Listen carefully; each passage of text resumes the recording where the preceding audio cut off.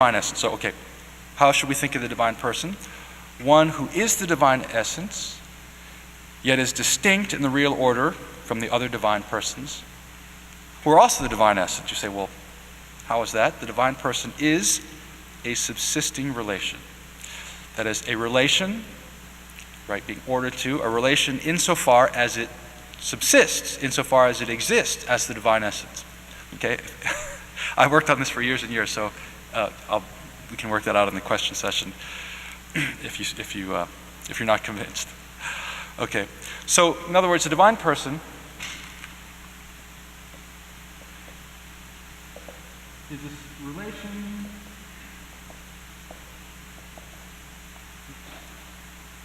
insofar as it subsists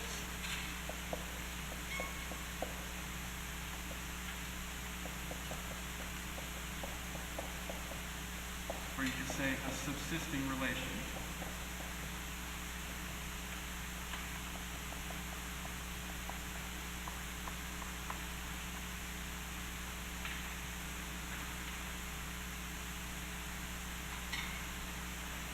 Okay. So recall, relation has two aspects, right? Being in and being toward. But in its proper meaning, what does relation signify? It's being toward, right? Relation. If you ask about relation, how are you related? It's how you're related to someone else. So relation signifies as related to. Person signifies relation as it subsists, as it exists. Okay? So in other words, the relation would be paternity and filiation. The father, how is the father related to the son? By paternity. How is the son related to the father? By paternity. But if you consider that relation insofar as it subsists, then you have the father and the son. So the relations are paternity and filiation, or if you want to get for the Holy Spirit, spiration, common spiration, and passive spiration. But the relations considered insofar as they subsist, insofar as they are divine essence, that's how Aquinas understands the divine persons. Father, Son, and Holy Spirit. Again, so this is how we understand in some small measure, right, that the Son is the perfect reflection of the Father, and everything that the Father is except for Father. Distinct only because the Son proceeds from the Father and is related to the Father, right?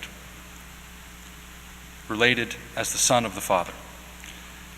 And how is this? It's because the relation, paternity, is distinct from filiation because you have one that proceeds from the other, okay? One that proceeds, so then you have a relation there. But you have a person, an I, a center of consciousness, if you like, who is this relation, subsisting as the divine essence. Okay, piece of cake, right?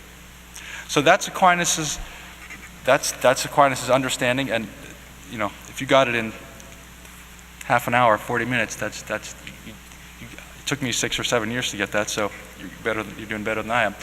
But if nothing else, I hope you benefited from the setting up the context in terms of the role of speculative theology, right, to lead to elucidate and to lead to contemplation and to rule out error, and that's an important role. You can also see that so again, you can't pretend to prove the faith, and you could see, right, if Aristotle were looking at this and you say, that's why you believe? He's like, no, not proving it, but we're showing you, see, if you brought philosophical proofs to say, I can prove in philosophy, I can prove your faith is wrong.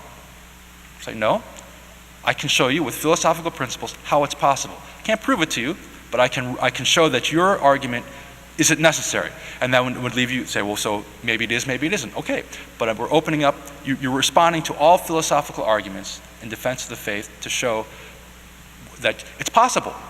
Philosophically, you show, given the revelation, again, we'd never have come up with this in a million years on our own.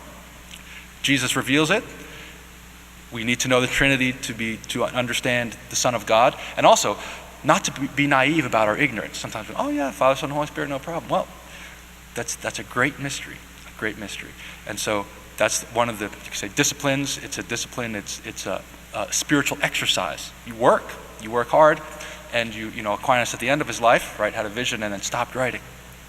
You know, he, you could say, ascended the mountain, and after that, he said it seemed to him that all he had written was straw.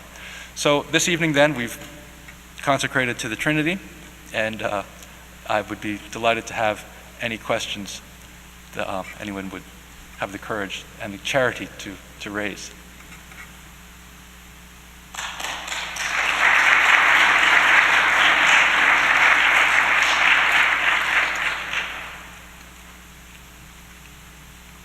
I'm sure Father Fagan has a question.